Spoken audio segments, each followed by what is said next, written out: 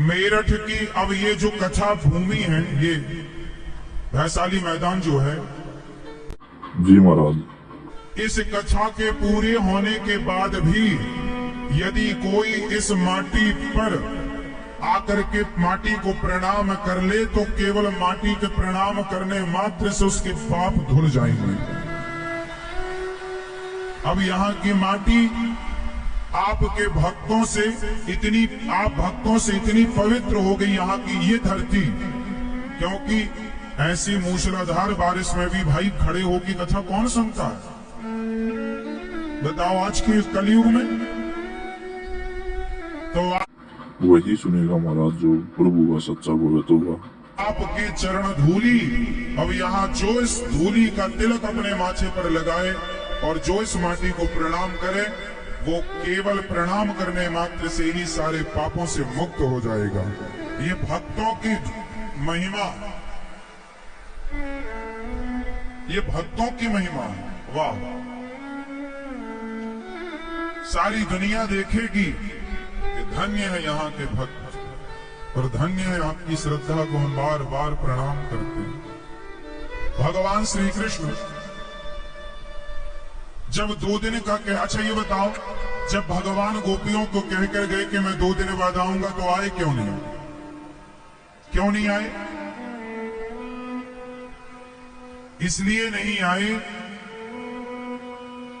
क्योंकि भगवान गोपियों से प्रेम करते हैं और जरासंध की नजर भगवान के कमजोरी पर है कि कोई इनकी कमजोरी मिले तो मैं उसे समाप्त करूं। इसलिए भगवान ने अपने हृदय में पत्थर रखकर और गोपियों से दूरी बनाए रखी।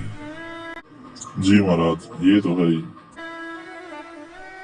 अच्छा, गोपियां भी चाहती तो जाकर मिल लेती, पर गोपियां भगवान से प्रेम करती हैं। अच्छा ये बताओ, प्रेम आप लोग तो करते होंगे किसी ना किसी से, माता पिता से। बताओ प्रेम किसे कहते हैं? गोपियों की तरह किसी के अंदर एक प्रेम किसे कहते हैं? मैं कह सकता हूं कि ये जितने लोग पानी में भीग रहे हैं, भीग कर भी कथा सुन रहे हैं, इसी को प्रेम कहते हैं। जी महाराज, सच्चा प्रेम तो प्रभु के प्रति यही है। इसी को क्या कहते हैं? प्रेम। आपने कभी ऐसा नजारा देखा, ऐसा दृश्य देखा? नहीं। संभाल के रखना अपने हृदय में इस नजारे को, कैद कर लेना अपनी आंखों में, सदा के लिए याद रह जाएगी कि वैशाली के इस मैदान में, मेरठ की इस धरती पर कथा सुनने गए थे और दिव्य कृपा की बरसात ठाकुर जी के द्वारा हुई और हम सब उस प्रेम में खोए रहे। भगवान के प्रेम में गोपियां चाहती तो जाकर मथुरा वृंदावन से 10 किलोमीटर है, बहुत ज्यादा दूरी नहीं, 2 घंटे का रास्ता पैदल, चाहती तो मिल लेती, पर नहीं, क्योंकि प्रेम करती। अच्छा बताओ, प्रेम का मतलब क्या होता है? ये तो पता नहीं महाराज जी, आप बताओ क्या होता है? प्रेम में कुछ लेने की इच्छा होती है या प्रेम में कुछ देने की इच्छा होती है? जोर से। जहां लेने की इच्छा होगी वहां स्वार्थ होगा। जैसे माँ और बेटे के प्रेम में माँ बेटे से कुछ लेना नहीं चाहती, माँ तो अक्सर हमेशा बेटे को खुशी देना चाहती है, सब कुछ देना चाहती है। जैसे माँ अपने पुत्र को देना चाहती है, जैसे शिष्य अपने गुरु को देना चाहता है, गुरु अपने शिष्य को ज्ञान देना चाहता है। जी महाराज, हाँ, प्रेम है वहां देने का भाव है, लेना नहीं। तो जब भक्त से कोई प्रेम करता है, भगवान से भक्त, तो भगवान से लेने का यदि विचार है तो वो स्वार्थ होगा। और जहां प्रभु हम तो आपसे प्रेम करते हैं, कुछ लेना नहीं चाहते, हमें आप अच्छे लगते हैं, हम आपकी शरण में, हम आपसे कुछ चाहते हैं, ये प्रेम है।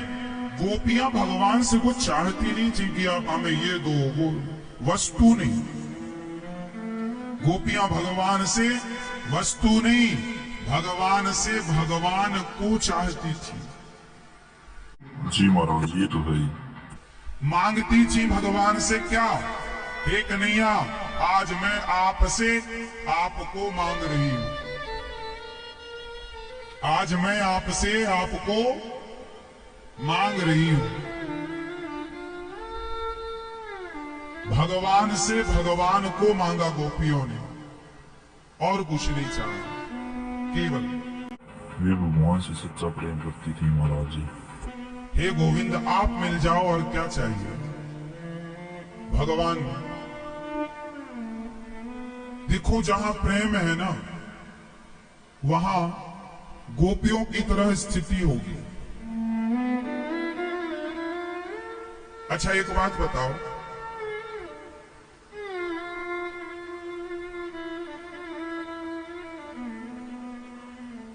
ज्ञान और प्रेम, इन दोनों में एक बंदर का बच्चा आपने देखा होगा, एक बिल्ली का बच्चा आपने देखा होगा। तो बंदर के बच्चे को ज्ञानी कहते हैं और बिल्ली के बच्चे को प्रेमी कहते हैं। बिल्ली और बंदर के बच्चे को ध्यान से देखने से पता लगता है कि बंदर का बच्चा अपनी मां को पकड़ता है। यदि बच्चे की पकड़ कमजोर हो गई तो गिरने की संभावना है। बंदर का बच्चा अपनी मां को पकड़ता है, जबकि बिल्ली का बच्चा अपनी मां को नहीं, उसे मां पकड़ती है। एक तरफ बच्चे ने मां को पकड़ा और एक तरफ मां ने बच्चे को पकड़ा है। अब आप बताइए कौन सा बच्चा ज्यादा सुरक्षित है, जिसने मां को पकड़ा है वो, या जिसे मां ने पकड़ा है वो? जोर से। यदि बेटा मां को पकड़ता है तो छोड़ सकता है, पर मां जिसे पकड़ लेती है कभी नहीं छोड़ती। ज्ञानी भगवान को पकड़ता है, वो कभी अभिमान बस छोड़ भी सकता है, पर भक्त भगवान को कभी नहीं पकड़ता। भगवान स्वयं मां बनकर भक्त को पकड़ते हैं। इसलिए ज्ञान से प्रेम करोड़ों गुना श्रेष्ठ है। मौन प्रेम बिना नहीं मिलते, मिले ही न रघुपति बिनु अनुरागा की। जी महाराज, इसलिए परम को फिरना चाहिए और भगवान के शरण में ध्यान लगाना चाहिए।